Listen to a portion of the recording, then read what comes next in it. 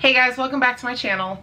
So today's video is going to be a little bit different than the usual videos. There's two reasons for this video. One, I've had a couple people ask me questions about the situation, and the second and most important reason is because I promised to make it. So in one of my previous videos I said I'd go over all the details of my crazy trip during this pandemic. I like to try to keep my promises to people, so I know it's been a good minute since my trip. It was all the way back in March, but so here's the video, and hopefully this answers all questions and inquiries about my interesting vacation or lack thereof. And I promise I will show puppies somewhere during the video. A few years back I reconnected with a cousin of mine, and she is one of the most amazing people I've ever known. And I actually got to go see her back in 2017. And that was like an incredible trip in itself. Like everything just went beautifully. Fast forward 3 years later into 2020. And it took me that long to resave to go back to see her again. And it wasn't just to see her again, it was for vacation too. So it was for sure planned I was going. So 7 months prior I was planning on leaving for this trip, and it was all scheduled to go. And you know, the pandemic started, or at least parts of it started. I checked constantly every day that it was okay to go on our government's website, on the other governments that I was like in Poland and Germany, like everybody said it's fine, you're good to go. But we kept having like this weird feeling about this trip. Like so weird, in fact, like I printed out a picture of my babies to take them with me. So I had it with, I mean, granted I had my phone with me, but I for some reason wanted this with me. I don't know, it was just weird feelings. So all my flights were scheduled to leave the United States on March 11th. We left for the airport maybe around 3 or 4 o'clock because my flight I think was at 5, my first flight. And we had checked everything again. I checked everything again because things were starting to get a little crazy. And I'm just like, oh my God. Like, and it was also the first time I was leaving our 2 youngest cattle dogs by themselves with the rest of the pack. Like I'd left them before for a 3-day trip, but this was a 2-week vacation. So we head to the airport, you know, and we're all still kind of like, for some reason, uneasy about everything. And my husband was really, for some reason, had a really bad feeling. And I'm like, do you think I'm going to die in the plane or something? Like, you know. But he said it wasn't that kind of feeling. It was just some kind of weird feeling. So I leave and I head out to Boston. And in Boston, everything was fine. We're all good to go. We're all flying to Europe, you know, type thing. And come to find out, and I didn't find this out till I came back home, around 10 p.m. Wednesday night on March 11th, that's when the United States announced that Americans could not re-enter the country. I'm up in a plane over the ocean, no internet access because I didn't have it. I'm not paying for, you know, in-flight Wi-Fi or whatever. But none of us on the plane knew anything about this. So we all arrive in Amsterdam the next morning, and all the Americans wake up to the announcement that we can't come back home. So you got half of us pissed, half of us in panic, and nobody knows what's going on because we're on a plane. Like all this happened while we were literally flying over the ocean. And I'm like, oh, this is great. You know, like, and the first text message I got was from my nephew, like, you can't come back. I'm like, what the hell are you talking about? I can't come back. Like, so that was kind of like the start of my little whirlwind of everything. You know, I'm on the phone with my husband in Amsterdam. We didn't know what to do. I was like, look, I'm exhausted because I don't sleep well when I fly over the ocean. Like, I don't like water. I'm afraid of heights. So, like, that whole combination of I'm flying over land. It's the water. So I didn't sleep very well. And I was like, look, I'm just going to fly to Krakow, and at least I'll be at my hotel, and we'll figure out from there. And so I finally get to Poland, in Krakow, which is my favorite city in Poland. I love Krakow. When we visited Krakow when I was little, there was something about that city that just, it felt like home to me. I love Krakow. I love the food there, I love the people, I love the city, like, I just feel at home there. I get picked up by the driver for the hotel, and as we're driving to the hotel, he's telling me how Auschwitz is shut down, most of the restaurants are shutting down, some museums might be shut down. I'm like, okay, so everything's starting to shut down as I'm arriving on Thursday morning. So I was like completely exhausted when I got back to the hotel. I canceled some of the things I was going to see, like I was gonna take a trip to Zakopane and a couple other places and stuff, but so I was just canceling everything because I knew I need to probably get back home. So after talking with my husband and him being on the phone with Delta for hours, they switched my flight. So they pushed my flights back till Monday, and I'm like, awesome, great. Monday I'm leaving. This is great. You know, I'll spend a weekend in Krakow. It'll be a nice little, very, very mini vacation, you know, and I'll just enjoy my time here and go home Monday. So Thursday night, now I don't know Polish fluently. I only know very little, but so that night, you know, I'm eating my takeout in my hotel room and I'm watching the news and I'm just thinking, oh hell, like stuff is really about to like this is bad. Like I was like, this is not good whatsoever. So that Friday, I decided to go do shopping and just try to enjoy the city and try to go see some things, but a lot of things were just already shutting down. And the more I was talking to people, they were like, we're shutting down before Monday. I'm like, what do you mean? And they're like, the whole country will be shut down by Monday morning. And I was like, okay, that's not good. So my husband rebooks my flight again. This poor guy, my poor husband, was on the phone with Delta for literally hours, almost this entire ordeal, switching flights for me. So we got it switched to Sunday. So I was gonna leave Sunday and I'm like, cool, day less, awesome. This is exciting, you know, I'm gonna get out of here before anything else gets worse. Random puppy shot. Oh, your eye looks so creepy, Clea. Hey, baby. So Saturday morning I wake up, and I'm talking morning. I was up at 2 a.m. Saturday. I couldn't sleep. Everything was just getting to me really bad. I really wanted to come home. Like, I really wanted to be with my dogs. Like, all I wanted was to snuggle my husband and my dogs. I'm actually surprised my husband's the first person I thought of. I thought it would be the dogs, but good to know it's the husband. So I guess I do love him more than the puppies. Maybe. Shh, don't tell the puppies. Things just started to get chaotic. I started hearing crying in rooms and people screaming about, you know, how this isn't fair. I'm like, what's going on? So they announced that Poland was completely shutting down that night, on Saturday night. It was supposed to be, I guess, on Sunday night they were going to shut down. They decided Saturday, that night, it's done. So if you get locked into Poland, you are going to be locked there for 30 days. And if you can get out, you have to get out by midnight, because once you cross the border, you could not get back into the country. And I was like, holy crap. And I didn't know all this right away. I first went out to try to go sightsee. Everything was shut down. Like the Starbucks was shut down. And I found one coffee shop that was open. Poland has really good coffee, so I always try to like go to multiple different coffee shops when I'm in Poland. But you know, I figured, oh, at least the Starbucks will be open. Nope, that's shut down too. So I was like, crap. And I went to go see my favorite church to try to get some, you know, just some peace of mind type thing.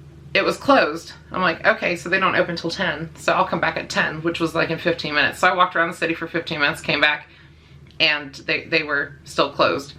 And I waited some more and they were still closed. I'm like, crap. So, and I go back to the hotel and that's when all the chaos and everything's going on. And they said, you need to either leave now and go on a bus to Germany, to Görlitz, which is where I was going anyway, because that's where my family is. And they said, you need to leave, because if not, by Sunday, you will be on the street.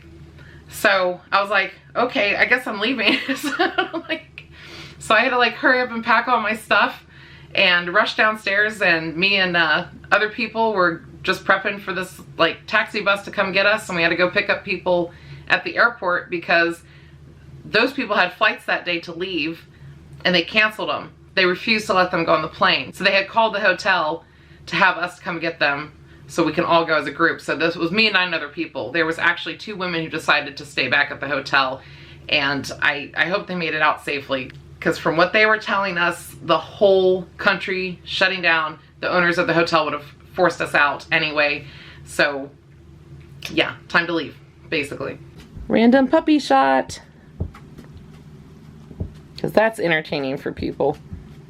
When they were telling us to leave, we tried calling the U.S. Embassy, or the U.S. consulate there in Krakow. They were shut down. It was completely closed. They said you can try to go to Warsaw, because that's the only place that you can maybe stay, but they're probably shut down too. And I'm like, well, that's screwed up. The people who were there from Britain too couldn't get a hold of their consuls or embassies either. The Irish people got a hold of their government and they said, get the out now, you know? So I was like, I'm following the Irish to Germany. So we're all on this bus, and they said, you know, it'll take you 4 hours to get there, which, you know, yeah, driving from Krakow to Görlitz is like 4.5 hours. That's not the case with the taxi bus. They don't tell you that they have to stop. So they told us we would get to Germany by 8 o'clock. That didn't happen because of all the stops we had to make, which I'm actually grateful for one of the stops because we were able to get food and go to the bathroom.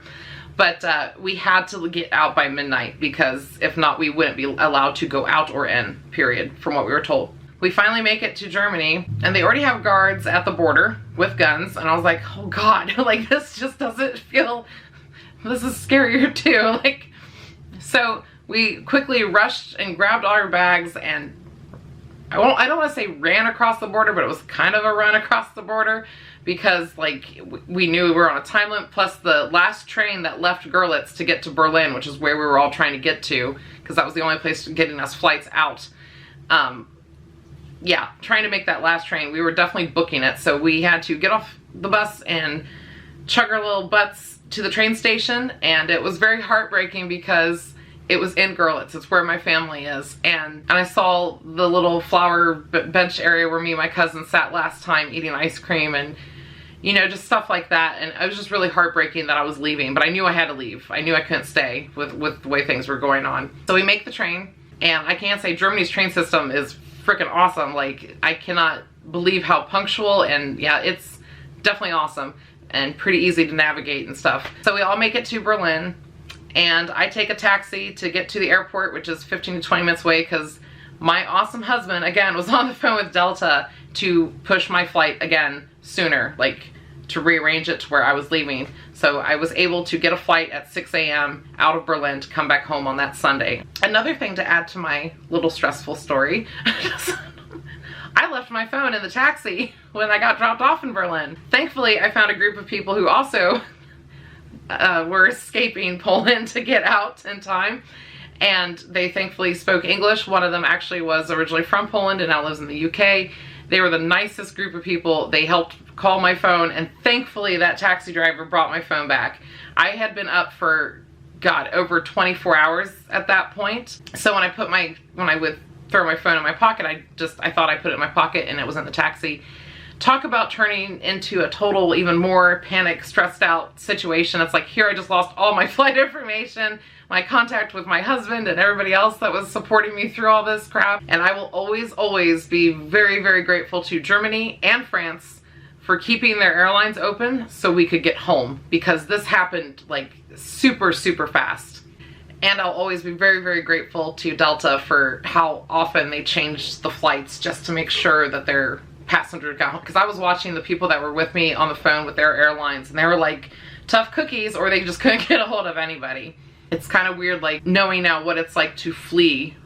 And because I was literally like running across, or jogging across a border, kind of in the same area my grandmother did during World War II. So, and I know it was completely, like, her fear had to have been like 1,000 times more than what the stress and fear I was experiencing, obviously. I mean, but it's just to kind of walk the same streets and area during, it's just, I don't know, it kind of messed with me a little bit, but it was also kind of amazing because it's like, the whole point of going there is to connect with my roots and heritage more. Well, those aren't the only reasons, but yeah, it was just kind of interesting feeling, like, because I thought of her when we were running to the train station. Like, I'm like, man, she must have been feeling like just way, way more than what I'm feeling about the fear of being stuck in a country where I have nowhere to go and possibly be on the streets. Because when they shut down, they shut down. Like when the churches shut down in Europe, you know, shit's gotten real. So my flight from France to the States, you know, I landed in Michigan, and it was, you know, we had to fill out CDC paperwork, and they told us to quarantine, and we never got tested for the virus.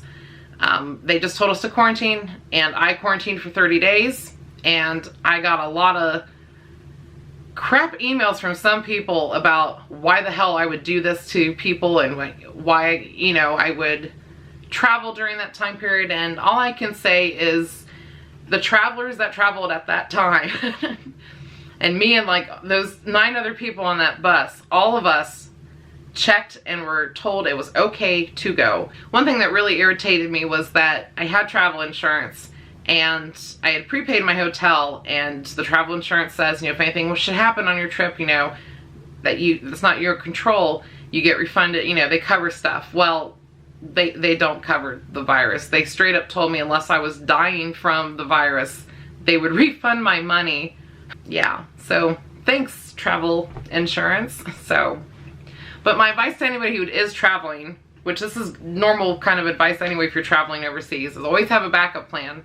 Always have backup money. I'm super, super grateful I had extra money, because the first time I went to visit recently, back in 2017, like, I didn't really have too much backup money because I don't have backup money usually, but this time I wanted it, so I'm glad I had it because I needed it. Always have backup money, have a backup plan, make sure you have connections somewhere to where you can, because I was very shocked I couldn't get a hold of anybody from the embassies, like, so, and I will always, always, always be so grateful to Delta. They did amazing at switching flights and making sure I got home. And I'm very grateful I got home when I did, because a lot of people who were coming into Detroit, Michigan, because that's where they were sending everybody at the time, everybody who was coming in there after I got home, like a day or two after I had already arrived at my house, I noticed they were waiting in lines, like they were showing on the news, like for 9 hours. And I only had to wait an hour and a half, because I think we were one of like the first flights to actually come into the United States after it was announced we